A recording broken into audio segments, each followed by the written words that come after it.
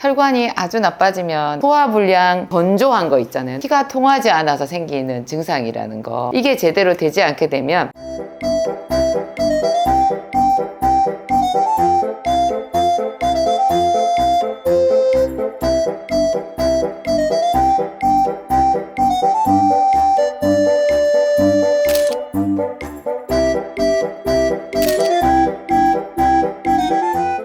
안녕하세요, 진약사입니다.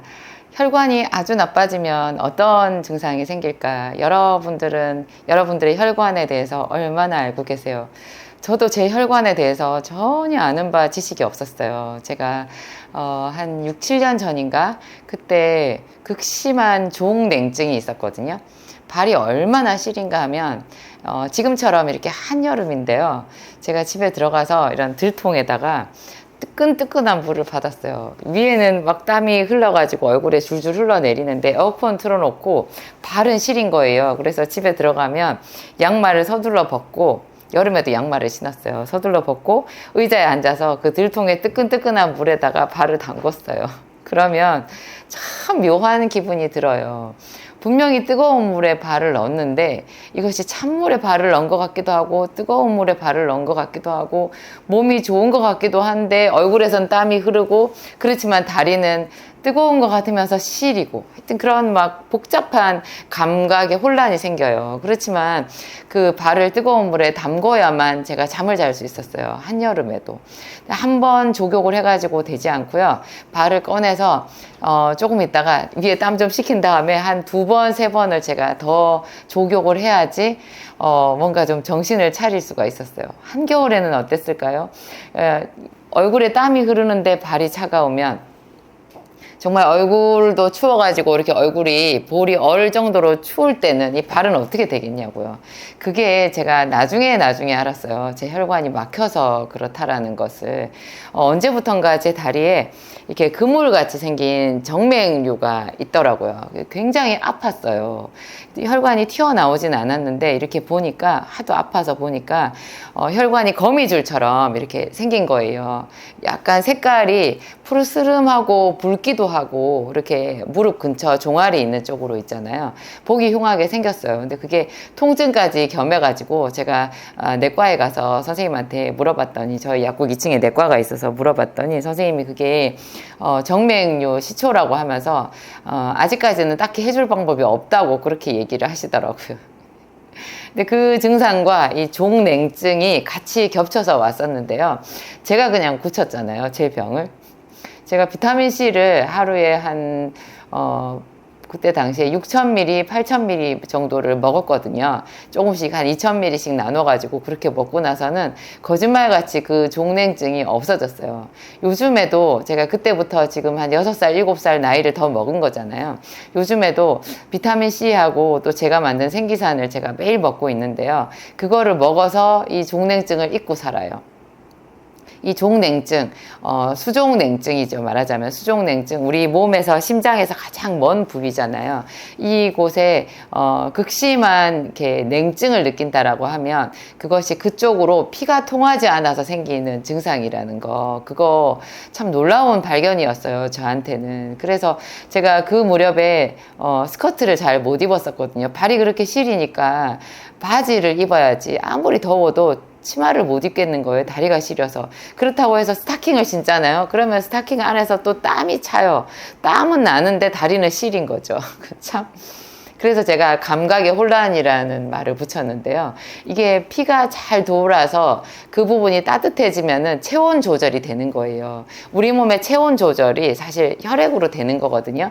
그래서 왜 여러분 이렇게 무슨 큰 왜 재해가 일어난 지역 있잖아요. 옛날에 그 다리가 무너져가지고, 왜 서울에 무슨 한강 다리가 무너져서 거기서 이렇게 난리가 난 적이 있었잖아요. 엄청 많은 사람들이 다치고 돌아가시고 막 그랬는데, 그 재해가 일어난 그 현장에서 어떤 사람이 이제 그 투혼을 발휘해가지고 여러 사람들을, 자기도 다쳤는데 그 좀 덜 다쳤었나 봐요. 근데 옆에 죽어가는 사람들을 많이 살린 그런 경험담의 이야기를 제가 감동적으로 들은 적이 있는데요. 그때 제 귓전을 때리는 그분의 놀라운 말이 있었어요. 그렇게 사람들이 추워했대요. 피를 많이 흘리잖아요. 다쳐서 피를 많이 쏟게 되면 말을 할 수 없이 삭신이 이렇게 떨린다라는 거예요. 이가 탁탁탁탁탁탁 부딪힘일 정도로 굉장히 춥거든요. 그거를 제가 재작년에 암 수술을 하고 그 부분을 이렇게 뜯어내는 거잖아요. 뜯어내니까 피를 얼마나 많이 쏟겠어요. 그리고 나서 제가 마취해서 막 어렴풋하게 깼을 때 느꼈던 그 느낌이 바로 그분한테 언젠가 들었던 제 현장에서 사람을 하시는 그분이 경험담으로 말씀해 주신 그 체험이었어요. 제가 그렇게 추웠거든요. 피를 잃어버리면 온 몸이 이렇게 한기가 드는데요. 피를 잃어버리지 않더라도 우리 특정한 몸, 손이나 등이나 이런 뭐 발이나 무릎이나 이런 부위에 혈관이 막혀가지고 그 특정 부위에 피가 제대로 안 돌잖아요. 그러면 그 부분이 그렇게 시려요. 엄청 시려요. 그런 거 하면 어떤 분들은 열감을 느끼는 분이 있어요. 발바닥에 열이 나서 죽겠다라는 분들이 있고요. 등짝에 열이 나가지고 제대로 못 누워서 자는 분들이 있는데 이런 것들도 혈액이랑 관련이 있어요. 우리 특정 부위에 피가 잘 돌게 되면 그 부분을 따뜻하게도 해주지만 시원하게도 해줘요. 그러니까 말하자면 혈액이 잘 통했을 때 온도 조절이 되는 거예요. 체온 조절, 체온이 일정하게 유지가 되는데요. 이게 제대로 되지 않게 되면 너무 시리거나 너무 뜨겁거나 이런 증상이 생기게 되는 거죠. 요즘 같은 이 시대에 왜 그렇게 사람들이 수족냉증이 많겠어요. 근데 수족냉증에 사람들이 이제 손발이 차니까 뜨거운 거를 드시더라고요. 뭐 생강, 홍삼 뭐 이런 거 있잖아요. 마늘 뭐 이런 거를 먹으면 혈액이 좋아진다고, 피가 따뜻해진다고, 뭐 꿀에다가 마늘을 재가지고 꿀마늘을 드시는 분들도 제가 많이 봤고, 뭐 생강차 이런 거를 노상 대고 드시는 분도 있고, 또 뭐 한의원에서 열나는 그런 보약제를 해가지고 드시는 분들도 봤는데요. 저한테는 굉장히 놀라운 발견이었어요. 제가 혈관이 막혀가지고 다리가 시렸다라는 거. 그러니까 그분들도 몸에 열이 부족해서 손발이 시린 게 아니라 혈관이 막혀서 시린 거예요. 이 혈관이 막혀서 시린 그 사람에게 뜨거운 약재를 쓰게 되면 어떻게 되겠어요? 그러면 따뜻해지다? 그게 아니고요. 순환이 제대로 되지 않는 사람한테 약성이 뜨거운 거를 계속 먹게 되면 우리 몸에 차가운 부분은 더 차가워지고 뜨거운 부분은 더 뜨거워지는, 그러니까 말하자면 더 심하게 악화되는 결과가 생겨요.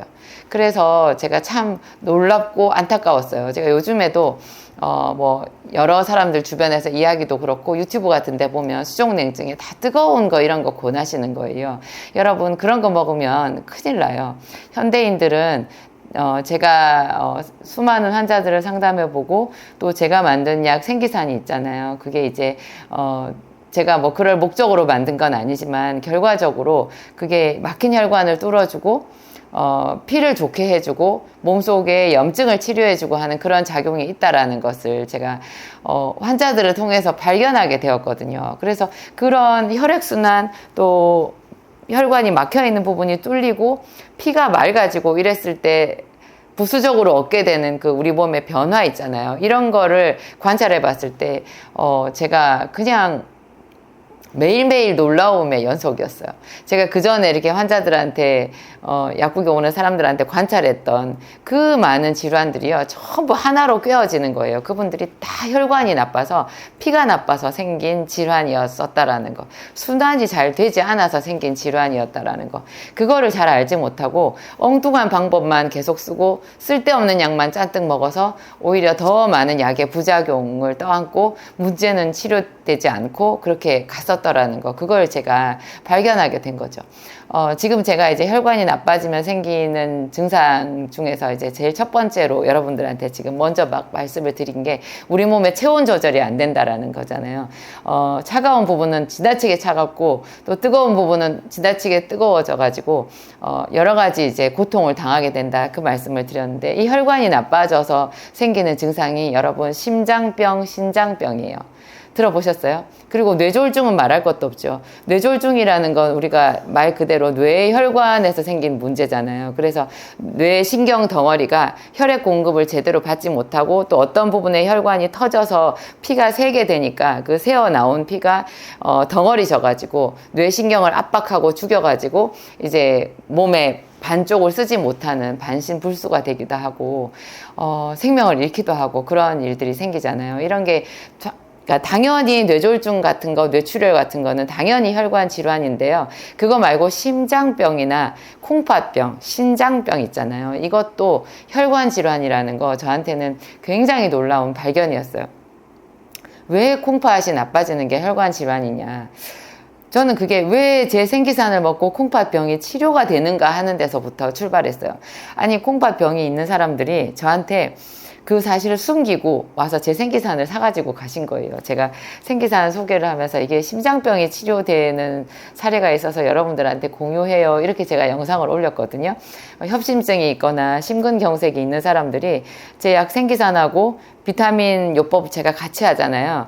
제 진약사몰에 들어가면 제일은 비타민 B가 있고 그 다음에 마그네슘도 있고 그리고 비타민 C가 있어요. 이 세 가지 B, C, 마그네슘을 제 용법대로 쓰는 그거를 제가 비타민 요법이라고 하는데 제가 하는 용법이 있어요, 여러분.